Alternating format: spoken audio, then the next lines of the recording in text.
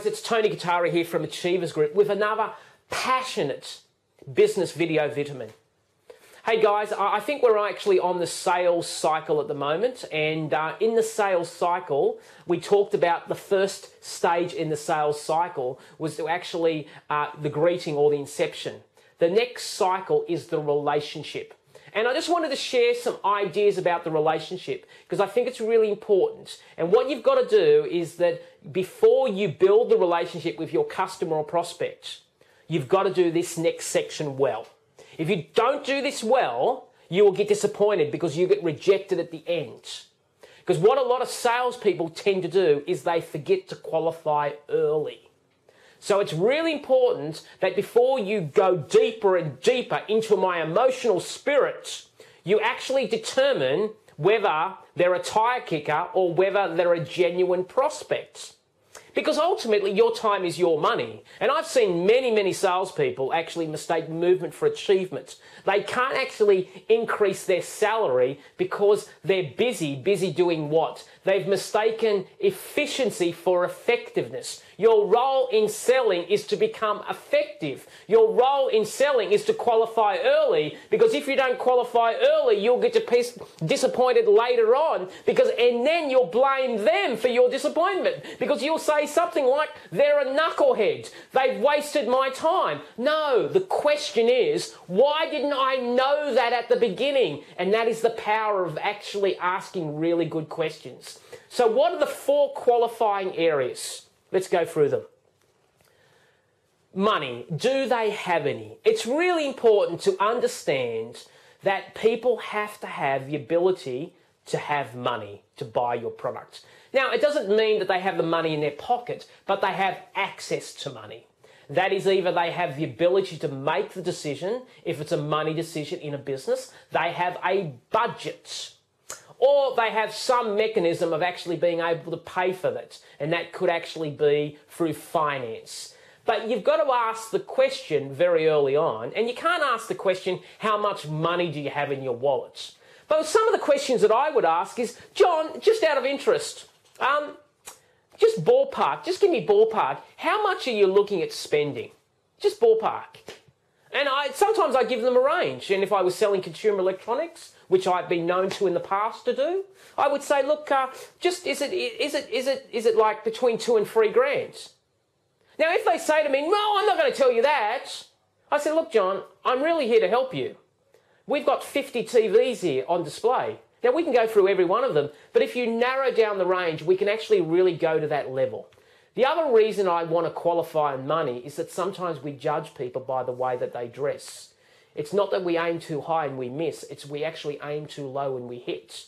So what we do is we recommend a product when in fact they could have bought something even more expensive because they had psychologically a higher budget than what we actually gave them. So I think it's really important to establish, first of all, do they have any money? The next qualifying question is, do they want it now? You've got to ask yourself the question. Some people are just lookers. I know some people, and I've got a client at the moment who does new homes. Now, one of the key questions in new homes is, when are you looking at building? When are you looking at buying? Because some people, they're in fantasy and they've got nothing else to do. So what do? They go and look at new homes because they're in dream world. Probably they've just recently got married, they're so in love with each other, they're thinking about their future, and this is 10 years off and they're actually looking for homes. Now just imagine if you spent, an hour or 2 hours with them without knowing that. So you've got to actually ask the question, when are you looking at buying? And you have to have the courage to ask that question in a nice way.